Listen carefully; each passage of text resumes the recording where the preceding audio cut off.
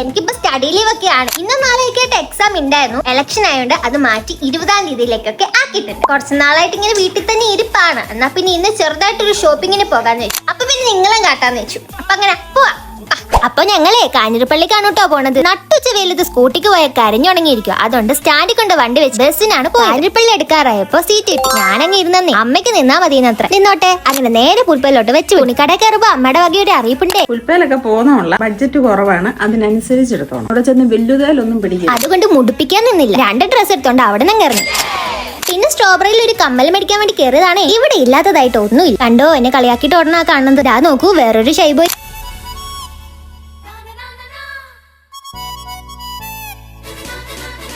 ദേ തിരിച്ചു വന്നപ്പോ കണ്ട കാഴ്ച മെത്ത വിരിച്ചിട്ടേക്കുന്ന പോലെ ഉണ്ടല്ലേ. എവിടെ പോയാലും ബേക്കറി കയറിയില്ല ഒരു മനസമാധാനക്കേടാണ്. ഓ ഇന്നത്തേക്കിന് ഇത്രയൊക്കെ മതിയല്ലേ. അപ്പൊ ശരി, ടാറ്റാ.